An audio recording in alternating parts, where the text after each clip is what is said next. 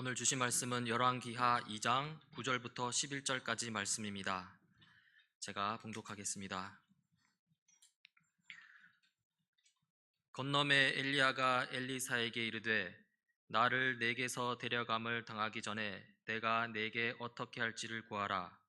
엘리사가 이르되 당신의 성령이 하시는 역사가 갑절이나 내게 있게 하소서 하는지라. 이르되 내가 어려운 일을 구하는도다. 그러나 나를 내게서 데려가시는 것을 내가 보면 그 일이 내게 이루어지려니와 그렇지 아니하면 이루어지지 아니하리라 하고, 두 사람이 길을 가며 말하더니 불수레와 불말들이 두 사람을 갈라놓고 엘리야가 회오리 바람으로 하늘로 올라가더라. 아멘. 지난 시간 우리는 이 아합 왕의 아들 아하시야 왕에 대해서 살펴보았습니다. 이 다락방 난간에서 떨어져서 크게 다쳤죠. 그 위기의 순간에 이 아하시야 왕은 이스라엘을 구원해 주신 하나님을 찾지 않았습니다. 매우 어리석게도 이 블레셋의 우상 바알세붑을 찾았고요.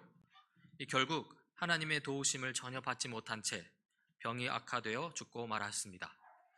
이렇게 하나님이 아닌 우상을 찾는 아하시야 왕, 그리고 그 위로 이세벨 왕비와 함께 온갖 악행을 저지르는 이 아합 왕까지, 이들은 이스라엘의 영적 상태가 이 암흑과도 같다는 것을 잘 보여줍니다. 하나님의 뜻이 이스라엘 땅에서 전혀 실현되지 않고 있고요, 정의는 어그러졌고요, 그리고 사랑은 메말랐습니다. 오히려 타락한 사람의 뜻대로 이스라엘 전체가 이 착취와 고통, 이 불안과 두려움에 빠져들고 있다는 것이죠. 이러한 상황 속에서 오늘 성경은 이 선지자에 대해 언급합니다. 이 하나님의 거룩하신 뜻을 전하고 선포할 이 선지자에 대해서 이야기하는 것이죠. 바로 오늘 살펴볼 열왕기하 2장인데요. 2장은 이렇게 시작합니다. 주님께서 엘리야를 회오리 바람에 실어 하늘로 데리고 올라가실 때가 되니 엘리야가 엘리사를 데리고 길갈을 떠났다. 이 1절 본문에 보면 이 주님께서 엘리야를 하늘로 데리고 올라가실 때가 되었다고 합니다. 이것은 이 엘리야가 땅에서의 삶이 마무리된다는 것이고요, 이 엘리야의 사명이 이제 끝나간다는 것입니다. 여기서 엘리야의 사명이 무엇이었습니까? 이 선지자로서의 사명이죠. 하나님의 뜻을 이스라엘 왕과 백성, 더 나아가 온 세상에 알리는 것입니다. 하나님의 뜻이 세상 가운데 이루어지도록 하는 것이죠. 이제 이 엘리야는 이 땅에서의 삶을 마무리하겠지만, 그러나 하나님의 뜻을 알리는 이 일이 멈춰질 수는 없습니다. 그래서 이 엘리야 대신 그 사명을 감당할 새 인물이 등장합니다. 그가 바로 엘리사입니다. 그런데 이 엘리야가 엘리사에게 이렇게 말합니다. 엘리야가 엘리사에게 말하였다. 나는 주님의 분부대로 베델로 가야 한다. 그러나 너는 여기에 남아있거라. 그러나 엘리사는 주님께서 살아계심과 스승께서 살아계심을 두고 맹세합니다. 나는 결코 스승님을 떠나지 않겠습니다. 하고 말하였다. 그리하여 그들은 함께 베델까지 내려갔다. 이 엘리야가 이 베델로 가려고 하는데요, 이 좀 의외인 게 엘리야가 엘리사더러 따라오지 말라고 합니다. 하지만 엘리사가 절대 그럴 수 없다고 하죠. 이 스승님을 떠나지 않겠다고 합니다. 그리고 결국 엘리사는 엘리야를 따라 베델까지 가게 됩니다. 이제 거기 베델에는 가보니 선지자 학교가 있습니다. 일종의 교육기관이라 할 수 있는데요, 그 학교 수련생들이 이 엘리야에게 말합니다. 베델에 살고 있는 선지자 수련생들이 엘리사에게 와서 물었다. 선생님의 스승을 주님께서 오늘 하늘로 데려가려고 하시는데 선생님께서는 알고 계십니까? 이 엘리사가 말하였다. 나도 알고 있으니 조용히 하시오. 이 엘리사에게 이렇게 하는 건데요, 이 선지자 학교 수련생들이 이 엘리야 선지자가 이 하늘로 올라가게 될 것이라는 것을 알고 있죠. 어떠한 경로로 그 내용을 알게 되었는지는 알 수 없습니다. 하지만 이 선지자 그룹에서 이런 말이 나오는 것을 보니 확실히 엘리야가 떠날 것으로 보입니다. 그리고 나서 엘리야는 이 여리고를 향해 다시 길을 떠나는데요, 이 성경 기록은 이렇습니다. 엘리야가 엘리사에게 말하였다. 나는 주님의 분부대로 여리고로 가야 한다. 그러나 너는 여기에 남아 있거라. 그러나 엘리사는 주님께서 살아계심과 스승께서 살아계심을 두고 맹세합니다. 나는 결코 스승님을 떠나지 않겠습니다 하고 말하였다. 그리하여 그들은 함께 여리고로 갔다. 여러분, 이 엘리야와 엘리사 사이에서 일어나는 일이 또 반복되고 있죠. 엘리야는 엘리사더러 남으라고 하고 엘리사는 그럴 수 없다고 합니다. 그러다가 결국에는 함께 또 여리고로 갑니다. 그리고 그 다음 절입니다. 여리고에 살고 있는 선지자 수련생들이 엘리사에게 와서 물었다. 선생님의 스승을 주님께서 오늘 하늘로 데려가려고 하시는데 선생님께서는 알고 계십니까? 엘리사가 말하였다. 나도 알고 있으니 조용히 하시오. 이 또 내용이 반복되고 있죠. 이제는 여리고에 있던 이 선지자 학교 수련생들이 베델 선지자 학교 수련생들과 동일하게 이 엘리사에게 묻고 있죠. 그리고 이런 일이 있은 후에 엘리야는 이제 또 요단강으로 떠나는데요. 6절입니다. 엘리야가 엘리사에게 말하였다. 나는 주님의 분부대로 요단강으로 가야 한다. 그러나 너는 여기에 남아 있거라. 그러나 엘리사는 주님께서 살아계심과 스승께서 살아계심을 두고 맹세합니다. 나는 결코 스승님을 떠나지 않겠습니다 하고 말하였다. 그리하여 두 사람은 함께 길을 떠났다. 장소가 바뀌긴 하지만 똑같은 내용이 지금 세 번째 반복되고 있습니다. 엘리야는 남으라고 하고 엘리사는 결코 그럴 수 없다고 하죠. 그리고는 또 결국 함께 길을 떠납니다. 이것을 세 번 반복합니다. 여기서 우리는 의문을 품게 됩니다. 도대체 엘리야는 왜 엘리사더러 세 번이나 남으라고 했냐는 것입니다. 아니, 자기 후계자라고 한다면 데리고 다니면서 더 가르쳐야 하는 것이 마땅한데 오히려 따라오지 말라는 것이죠. 왜 엘리야는 엘리사더러 따라오지 말라고 했을까요? 정확한 이유를 알 수는 없습니다. 그러나 가장 큰 이유 중 한 가지를 생각할 수는 있는데요. 이 엘리사의 의지를 보겠다는 것이죠. 이 선지자 직분은 결코 쉬운 길이 아닙니다. 이 하나님을 거부하는 왕과 백성에게 이 하나님의 뜻을 전하는 직분입니다. 이 타락한 왕, 이 귀족들, 이 백성에게 하나님의 뜻을 전했을 때 그들이 선지자의 말을 좋게 받아들일까요? 결코 그렇지 않습니다. 오히려 핍박당하고 심하면 죽임당할 수 있는 게 이 선지자의 길입니다. 당장 지난번에 우리가 살펴보았듯이 아하시야 왕도 하나님의 뜻을 전하는 엘리야를 죽이기 위해 이 50부장 지휘관을 세 번이나 엘리야에게 보내지 않았습니까? 이 선지자의 삶이 그런 것입니다. 엘리야는 이 엘리사더러 지금 험난한 삶을 살 수 있겠느냐고 지금 이렇게 엘리사에게 묻고 있는 것입니다. 엘리사야, 네가 지금 걷고자 하는 길은 너의 생각 이상으로 힘든 길이다. 어설픈 각오로 섣부른 선택을 하지 말길 바란다. 그러니 따라오지 말고 그냥 여기에 남아 있어라. 이렇게 엘리야는 이 엘리사를 어떻게 보면 포기시키려고 하는데요. 하지만 엘리사의 마음은 굳건합니다. 이전과 마찬가지로 요단강으로 떠나는 스승 엘리야를 또 따라 나섭니다. 그리고 이때 선지자 학교의 일부 수련생들도 엘리야를 따라가는데요. 그렇게 그들이 요단강에 이르렀을 때 엘리야가 기적을 보여줍니다. 엘리야와 엘리사가 요단강가에 서니 따르던 제자들도 멀찍이 멈추어 섰다. 그때 엘리야가 자기의 겉옷을 벗어 말아서 그것으로 강물을 치니 물이 좌우로 갈라졌다. 두 사람은 물이 마른 강바닥을 밟으며 요단강을 건너갔다. 이 겉옷으로 치니 요단강이 좌우로 갈라진 것이죠. 이것은 하나님이 엘리야를 통해 행하신 기적입니다. 이렇게 엘리야와 엘리사는 이 기적 가운데 갈라진 요단강을 건너서 건너편으로 갑니다. 둘이 함께 요단강 건너편에 도착하죠. 그리고 그때 엘리야는 엘리사에게 원하는 것을 묻습니다.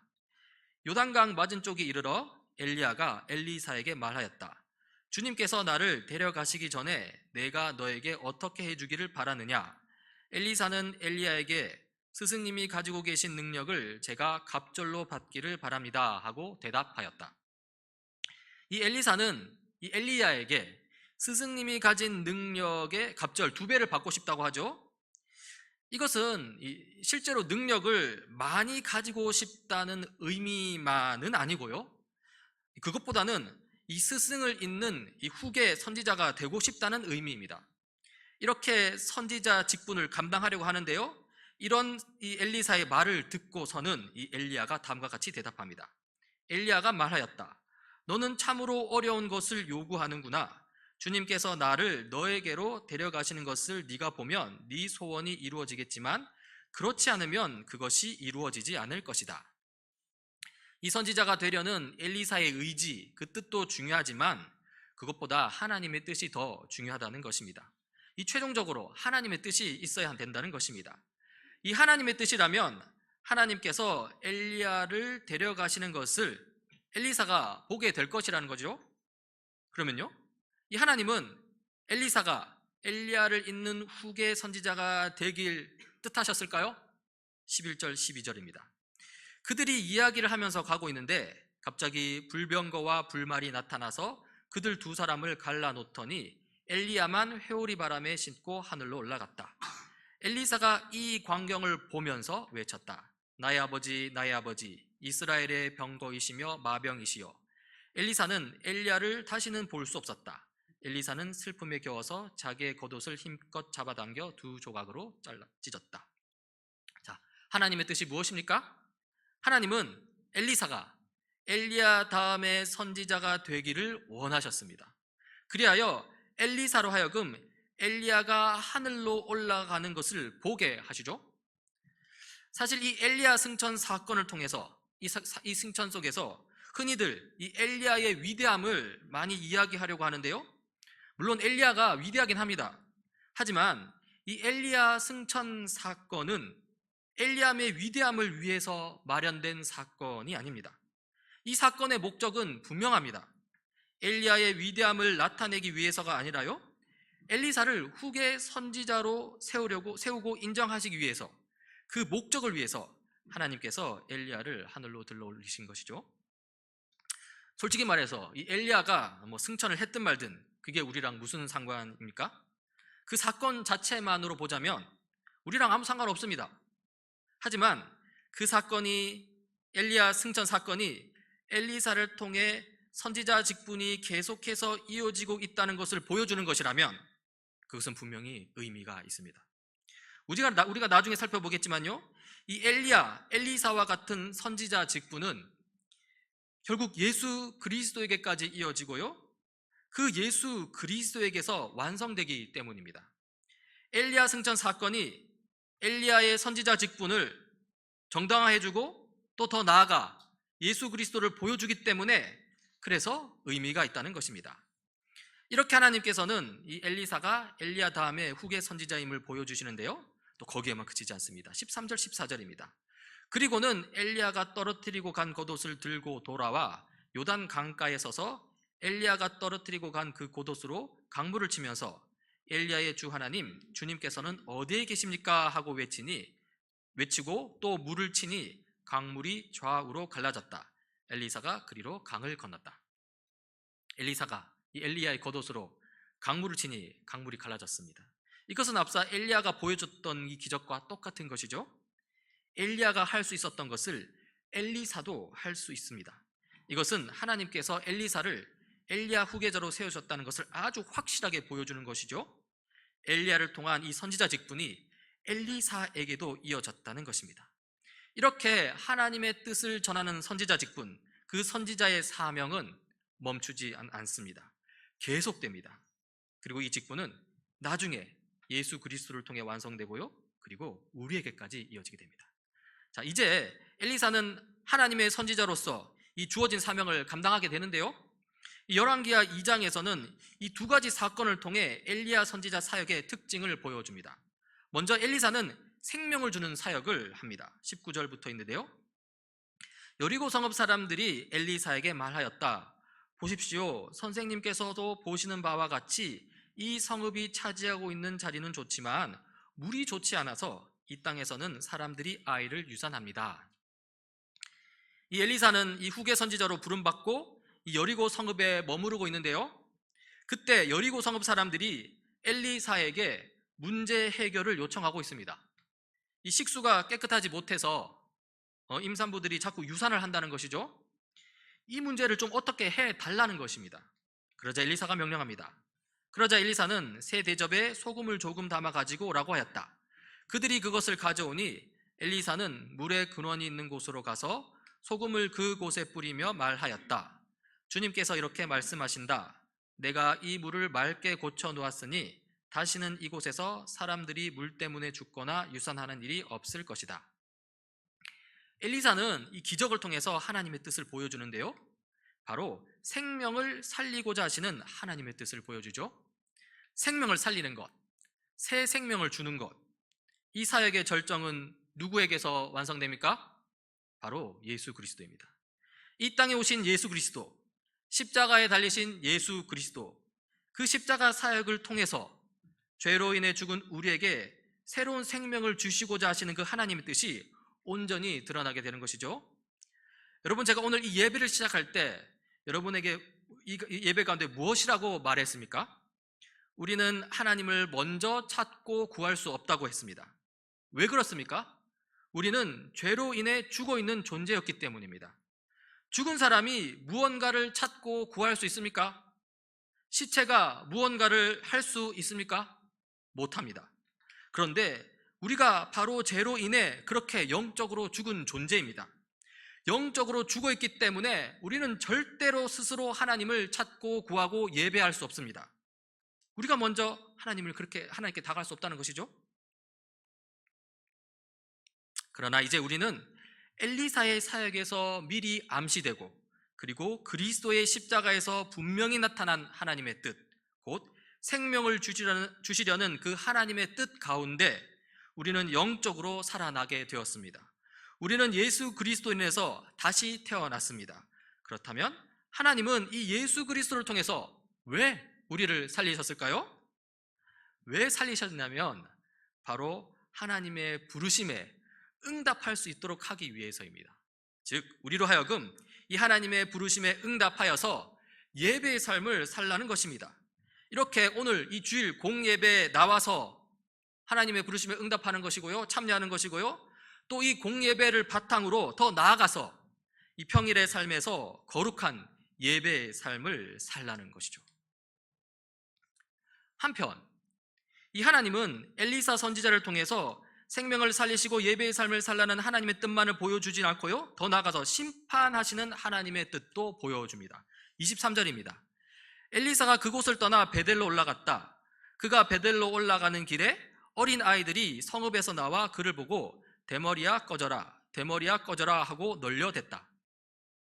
오늘 23절 본문에서는 이 어린 아이들이라고 했는데요, 완전히 어린 아이들을 가리키는 것은 아니고요, 상당히 나이가 찬 이 젊은이라고 보는 게 더 합당합니다. 이 젊은 청년들이 엘리사더러 이 대머리라고 놀리고요, 그리고 어떻게 합니까? 꺼지라고 하죠. 대머리라고 한 것은 엘리사의 신체적 특징을 집어내서 부각시키는 것인데요, 사실 대머리라고 불렀다고 문제가 되기보다는요, 이 대머리라고 부르면서 엘리사를 하나님의 선지자로 인정하지 않고 오히려 멸시했다는 게 더 문제입니다. 특히 엘리사더러 꺼지라고 했는데요, 하나님의 선지자가 전하는 메시지를 듣지 않겠다는 것입니다. 여러분, 이 청년들은, 이 젊은이들은 어디에서 나왔습니까? 베델에서 나왔습니다. 베델은 엘리야가 바알 우상 숭배자들 450명을 물리친 곳이고요, 또 이 북이스라엘 초대왕 여로보암이 금송아지를 세운 곳이기도 합니다. 그야말로 우상 숭배의 본거지라고 할 수 있습니다. 거기 베델에서 나온 이 젊은 청년들은 철저히 우상 숭배에 오염된 것 같고요, 그래서 이 엘리사가 하나님의 선지자의 후계를 잇게 됨을 알고 지금 일부러 엘리사를 멸시하고 있는 것이죠. 그렇게 하면서 하나님의 메시지, 하나님의 뜻을 듣지 않겠다는 의미로 엘리사를 강력하게 거부하고 있는 것입니다. 꺼지라는 것입니다. 젊은 청년들이 이렇게 한 결과 어떤 일이 일어났을까요? 24절입니다. 엘리사는 돌아서서 그들을 보고 주님의 이름으로 저주하였다. 그러자 곧 2마리의 곰이 숲에서 나와서 42명이나 되는 아이들을 찢어 죽였다. 이것은 하나님의 심판입니다. 하나님을 거부하고 무시하고 모욕하는 죄인들에게 내리는 심판. 이 심판은 여러분 또 누구에게서 완전히 성취되죠? 바로 예수 그리스도에게서 완성이 됩니다. 앞서서 우리가 사도신경으로 고백한 내용입니다. 하늘에 오르시어 전능하신 아버지 하나님 우편에 앉아 계시다가 거기로부터 살아있는 자와 죽은 자를 심판하러 오신다. 예수님이 이 땅에 다시 오실 때, 그러니까 재림하실 때 최종적인 심판이 이루어질 것입니다. 그때 의인을 압제하는 죄인들은 심판받고요, 그때 선인을 괴롭히는 악인들은 추방당하고요, 그리고 결국 그들은 영원한 멸망을 경험하게 될 것입니다. 그렇게 죄인들과 악인들이 완전히 사라진 그 자리에서 의인들은 비로소 참된 샬롬을 누리게 되는 것이죠. 오늘 본문 열왕기하 2장은 하나님의 구속 역사가 어떻게 진전되어 가는지 잘 보여줍니다. 이 다른 말로 하나님 나라가 어떻게 이 땅 가운데 세워져 가는지 잘 보여줍니다. 특히 선지자 직분을 통해서 하나님 나라가 어떻게 펼쳐져 가는지를 살펴볼 수 있는데요, 엘리야에서 엘리사에게로 이어진 이 하나님 나라의 진전은요, 나중에 예수 그리스도에게까지 이어지고요, 그리고 궁극적인 선지자, 가장 큰 선지자이신 예수 그리스도를 통해 하나님 나라가 환히 드러나게 됩니다. 이와 관련하여서 이 하이델베르크 요리문답 31문답을 살필 수 있습니다. 거기에 예수 그리스도에 대해서 이렇게 말합니다. 예수는 우리의 큰 선지자와 선생으로서 우리의 구원을 위한 하나님의 감추인 경영과 뜻을 온전히 계시하십니다. 이 선지자 직분을 완성하시는 예수 그리스도에 대해서 이야기하는 것인데요, 여러분, 예수님은 누구라고 합니까? 큰 선지자라고 합니다. 큰 선지자이신 예수님이 무엇을 하신다고 합니까? 우리의 구원을 위한 하나님의 감추인 경영과 뜻을 온전히 계시한다, 드러낸다, 나타낸다고 하십니다. 간단히 말해서 하나님 나라를 드러내신다는 것이죠. 예수님 초림 십자가 사건과 예수님 재림 최종적인 심판을 통해 그 나라를 온전하게 보여주시는 것이죠. 자, 이렇게 우리는 엘리사와 그리고 이 예수 그리스도를 통하여서 십자가 새 생명과 최종적인 심판에 이르는 이 하나님 나라의 진전과 완성을 보게 되는데요, 그럼 여러분, 이게 다입니까? 그렇지 않습니다. 이 하나님 나라의 진전과 완성은 우리에게 무언가를 요구하는데요, 그것이 또 하이델베르크 요리문답 42문답에 나옵니다. 제가 읽어보겠습니다. 우리 그리스도인은 선지자로서 그의 이름의 증인이 됩니다. 이제 선지자이신 예수님을 쫓아서 우리 또한 선지자라는 것인데요, 그러니까 엘리야와 엘리사만 선지자인 게 아닙니다. 예수 그리스도만이 선지자인 게 아닙니다. 우리 그리스도인도 선지자라고 합니다. 선지자로서 예수 그리스도의 증인이 된다고 합니다. 다시 말해서 예수님에 대해서 증언을 하는 것인데요, 여러분, 예수님에 대해서 증언을 하려면 어떻게 해야 됩니까? 먼저 예수님에 대해서 알아야 하겠죠. 결국 선지자로서 그리스도인은요, 예수님을 제대로 알아야 합니다. 자기가 아는 것을 증언하고 자기가 아는 것을 고백할 수 있는 것입니다. 그러면 예수님을 안다는 것은 무엇을 의미할까요? 여기서 두 단계로 살펴볼 수 있습니다. 먼저 첫 번째 단계입니다. 첫 번째 단계에서는 예수님을 지식적으로 아는 것이 필요합니다. 이것은 구체적으로 이 성경책의 내용을 아는 것입니다. 성경에 나오는 구원 역사와 하나님 나라에 관한 사실을 알아야 합니다. 예수 그리스도에게로 집중하는 이 전체 성경 이야기를 알아야 합니다. 여러분, 오늘 열왕기하 2장 본문에서는 선지자들이 등장하죠. 엘리야와 엘리사 말고도 또 다른 예비 선지자들이 등장합니다. 누굽니까? 바로 선지자 학교의 수련생들이었습니다. 이 선지자들이 그냥 하나님께 곧바로 계시를 받아서 그렇게 하나님의 뜻을 알게 되고 전하는 게 아닙니다. 선지자 학교에서 공부합니다. 자기보다 먼저 태어난 시간적으로 앞선 선지자들, 가령 모세, 위대한 선지자 모세가 있겠죠? 모세가 기록한 율법서, 모세오경 등을 공부했다는 것입니다. 성경의 유명한 선지자로 또 다니엘이 있습니다. 여러분, 다니엘도 성경을 공부했습니다. 다니엘서 9장 2절인데요, 제가 읽어보겠습니다. 나 다니엘은 거룩한 책들을 공부하면서 주님께서 예레미야 예언자들에게 하신 말씀, 곧 예루살렘이 70년 동안 황폐한 상태로 있을 것을 생각해 보았다. 지금 다니엘이 무엇을 읽었다고 합니까? 예레미야서를 읽었다는 겁니다. 읽으면서 곰곰이 생각해 보았다고 합니다.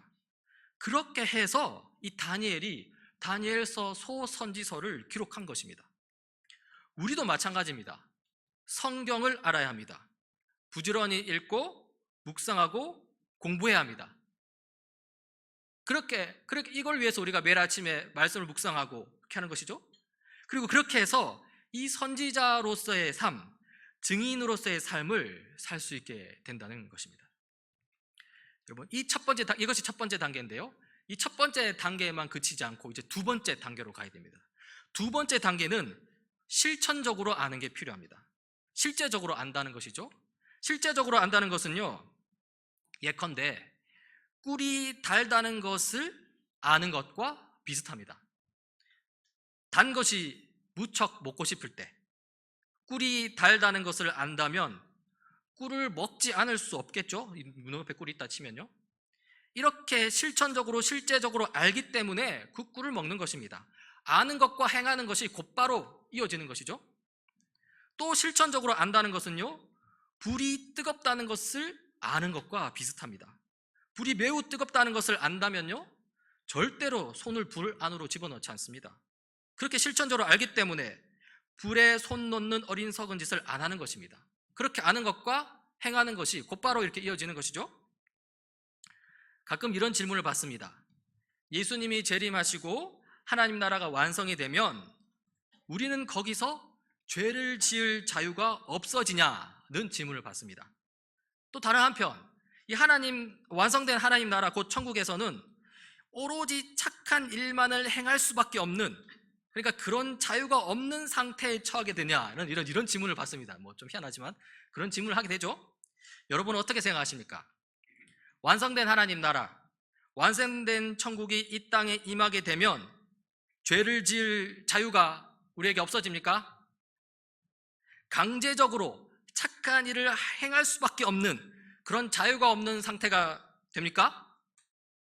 여러분, 좀 이렇게 약간 좀 조심스러운데 그렇지 않습니다, 여러분. 완성된 천국에 들어가더라도 죄를 지을 자유는 여전히 존재합니다.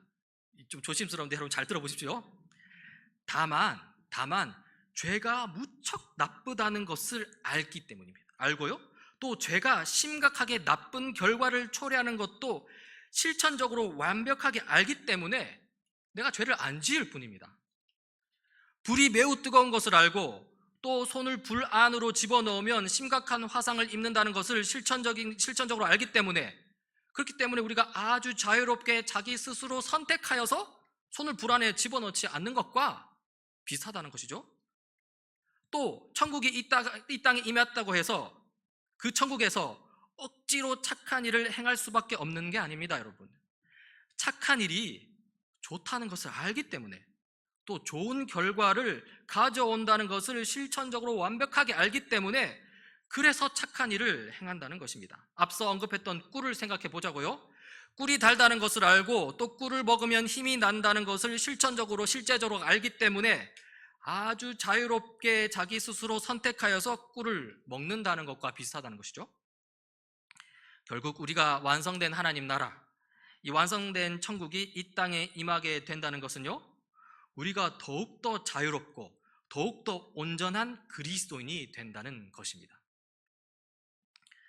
지금까지 완성된 하나님 나라, 곧 완성된 천국에서의 삶을 생각해 보았는데요, 그 삶이 바로 우리의 목표 지점입니다. 그 온전한 그리스도인의 상태가 바로 우리의 목표입니다. 영적으로 죽었던 우리를 살리신 예수님입니다. 그리고 우리는 영적인 어린 아기로 태어났습니다. 자, 그러면 우리가 영적으로 태어났다 했을 때 이 아기의 상태인데요, 여기 머물러야 될까요? 그렇지 않습니다. 영적인 어른으로 성장하고 성숙해야 합니다. 계속 걸어가야 될 여정들이 있다는 것이죠. 우리는 이렇게 참된 선지자로서 예수님을 증언하는 삶을 살기 위해서는요, 이렇게 지식적으로 이론적으로도 알아야 하고요, 또 실제적으로도 알아야 합니다. 지식적으로 이론적으로 아는 것은 성경을 읽고 묵상하는 것에서부터 시작합니다. 그리고 실제적으로 아는 것은요, 성경 말씀에 순종하면서 깨닫게 되는 것입니다. 결국 여러분, 우리가 해봐야 합니다. 해보지 않고서는 그렇게 알지 못합니다. 저한테도 질문하게 되는데요, 살짝 찔립니다. 다 같이 좀 찔리기를 바랍니다. 죄로 인해 타락한 세상입니다. 선지자로서 증인으로서 산다는 것은 결코 만만치 않습니다. 엘리야와 엘리사처럼, 그리고 예수 그리스도처럼 고난을 당할 수 있습니다. 그리고 그렇게 고난 당할 때 우리가 기억해야 할 것이 있습니다. 이 완성된 하나님 나라를 향한 걸음, 이 온전한 그리스도인, 참된 선지자요 증인의 삶을 살려고 할 때 무엇보다도 예수님께서 우리보다 앞서서 그 걸음을 걸어가셨다는 사실을 기억하는 것이 중요합니다. 그래서요, 예수님께서 우리를 다 이해하십니다. 우리의 실패조차도 다 이해하십니다. 그래서 우리가 안전한 것입니다. 그래서 우리가 위로를 얻는 것입니다. 그래서 우리가 힘을 얻는 것입니다. 그리고 그 다음에는요, 예수님께서 저 앞에서 우리를 끌어주고 계시다는 사실을 믿고 기억해야 합니다. 사실 예수님께서는 우리와 함께 하시며 우리를 이끄시고 계십니다. 포기하지 않으시고 우리를 붙들고 계십니다. 그러니 우리만 포기하지 않으면 됩니다. 비록 어두컴컴한 현실이지만요, 지금 또 하나님 나라가 진전하고 있음을 믿으면서 우리의 실패를 이해하시고 우리를 이해하시고 우리를 품으시고 우리를 그의 사랑에서 끊이지 않으시는 그 하나님을 바라보면서 끝까지 버티고 포기하지 않는 우리 모두가 되길 간절히 바랍니다. 기도하시겠습니다. 하나님 아버지, 주님을 더욱더 알기를 원합니다. 완성된 하나님 나라 그 영광의 순간을 소망하며 주님 알아가는 것을 포기하지 않도록 붙잡아 주옵소서. 주님 주의 이름을 증언하는 것을 그치지 않도록 이끌어 주옵소서. 저에게 힘주시는 예수님 이름으로 기도드립니다. 아멘.